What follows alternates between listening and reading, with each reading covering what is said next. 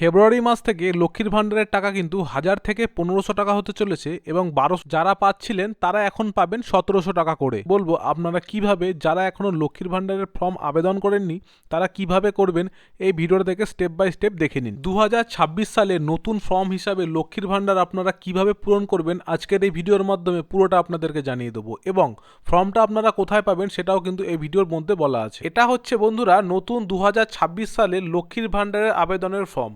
তো আপনারা কিন্তু এই ফর্মটা আপনাদের দুয়ারে সরকার যেখানে হচ্ছে সেখান থেকে কিন্তু আপনারা ফর্মটা পেয়ে যাবেন বিনামূল্যে।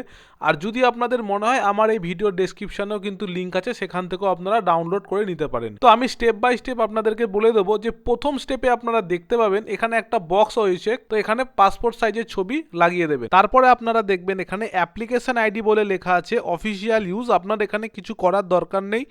তারপরে চলে আসবেন পার্সোনাল ডিটেলস। তো এখানে আপনারা দুয়ারে সরকার থেকে যদি ফর্ম নিয়ে করেন তো এখানে রেজিস্ট্রেশন নম্বরটা লিখতে হবে, এটা ওনারাই লিখে দেবেন। তারপরে দেখুন স্বাস্থ্যসাথী কার্ডের নম্বর এবং আধার কার্ড নম্বর। তো আপনাকে স্বাস্থ্যসাথী কার্ড যদি আপনার থাকে তো এখানে আপনার সেই নাম্বারটা লিখে দেবেন, আর আধার কার্ড নম্বর আপনার এখানে এই বক্সের মধ্যে আপনি লিখে দেবেন। আধার কার্ড নম্বর দিয়ে দেওয়ার পর আপনি একটু পেজটা স্ক্রোল করলেই দেখতে পাবেন যে বেনিফিশিয়ারি নেমের জায়গায় আপনি দেবেন আপনার ফার্স্ট নেম, আপনার যদি কোনো মিডিল নেম থাকে সেটা দেবেন, তারপরে দেবেন আপনি লাস্ট নেম। তারপরে চলে আসবেন মোবাইল নাম্বারে, এখানে আপনি আপনার মোবাইল নাম্বার দিয়ে দেবেন। তারপরে দেখুন লেখা আছে ইমেল আইডি ইফ অ্যাভেলেবেল, যদি আপনার কোনো ইমেল আইডি থাকে সেই ইমেল আইডিটা এখানে লিখে দেবেন। জেন্ডারে গিয়ে আপনি ফিমেলই লিখবেন, কারণ লক্ষ্মীর ভাণ্ডার শুধুমাত্র মহিলাদেরকেই দেওয়া হয়। তারপরে এখানে লেখা থাকবে ডেট অফ বার্থ, তো এখানে আপনি আপনার ডেট অফ বার্থ বসিয়ে দেবেন এই বক্সের মধ্যে। তারপরে দেখুন এটা লেখা থাকবে এজ অন 1/1/2021, তো এখানে আপনার লেখা থাকবে 26, তো সেখানে আপনার 26 সাল অনুযায়ী আপনার বয়স কত বা কত বছর হচ্ছে সেটা কিন্তু আপনারা গুগল থেকে সহজেই হিসাব করে বার করে দেখে নেবেন। এরপরে আপনারা লিখবেন হচ্ছে আপনার ফাদার্স নেম, ফাদার্সের ফার্স্ট নেম, মিডিল নেম এবং লাস্ট নেম। তারপরে আপনার মার নাম, মার মিডিল নেম যদি থাকে সেটা দেবেন অথবা লাস্ট নেম লিখবেন। তারপরে আপনার স্পাউস নেম মানে আপনার স্বামীর নাম লিখবেন। তারপরে আপনি আপনার কাস্ট লিখবেন, কাস্টে এসসি বা এসটি যদি থাকেন তো সেটা লিখবেন, বা যদি জেনারেল হন সেখানে আদার্সে ক্লিক করবেন। তারপরে এসসি বা এসটি সার্টিফিকেট থাকলে তার কিন্তু নম্বরটা আপনাকে ম্যান্ডেটরি লিখে দিতেই হবে। তারপরে ম্যারিটাল স্ট্যাটাস, আপনি যদি বিবাহিত হন এখানে ম্যারিডে লিখবেন, যদি বিবাহিত না হন তাহলে আনম্যারিড লিখবেন। তারপরে আপনি দেখবেন এখানে লেখা থাকবে কন্ট্যাক্ট ডিটেলস, তো এখানে সরাসরি লিখে দেবেন স্টেট আপনার ওয়েস্ট বেঙ্গল অলরেডি লেখাই থাকবে, আপনি কোন ডিস্ট্রিক্ট থেকে বিলং করেন সেটা লিখবেন, আপনার নিয়ারেস্ট পুলিশ স্টেশন কোনটা সেটা লিখবেন, ব্লক বা মিউনিসিপ্যালিটি নাম লিখবেন। তারপরে লিখবেন জিপি বা ওয়ার্ড, আপনার ওয়ার্ড নম্বর যেটা থাকবে সেটা লিখবেন, ভিলেজ বা টাউন যেটাই হোক আপনি সেটা লিখবেন, হাউস বা হাউসের নম্বর যদি কোনো কিছু থাকে সেটা লিখবেন এবং আপনার পোস্ট অফিস লিখবেন। তারপরে আপনি লিখবেন পিনকোড।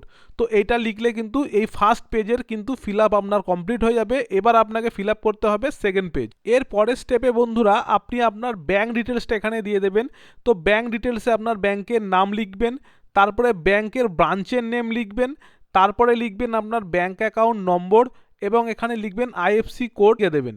তো এখানে কিন্তু আপনার ব্যাঙ্ক ডিটেলসটা কমপ্লিট হয়ে যাবে এবং ব্যাঙ্ক ডিটেলসটা কিন্তু একটু ভালোভাবে দেখে তারপরে কিন্তু লিখবেন। আচ্ছা, এবার আপনাকে বলি এই ফর্মটার সাথে আপনাকে কি কি কাগজ জমা দিতে হবে। 1 নম্বর হচ্ছে আপনাকে কালার একটা পাসপোর্ট সাইজের ফটোগ্রাফ দিতে হবে। 2 নম্বর হচ্ছে কপি অফ স্বাস্থ্যসাথী কার্ড, আপনার স্বাস্থ্যসাথী কার্ড যদি থাকে তো সেই কার্ডের কিন্তু একটা জেরক্স আপনাকে দিতে হবে, আর এগুলো কিন্তু প্রত্যেক কটা আপনাকে সেলফ সিগনেচার করেই দিতে হবে।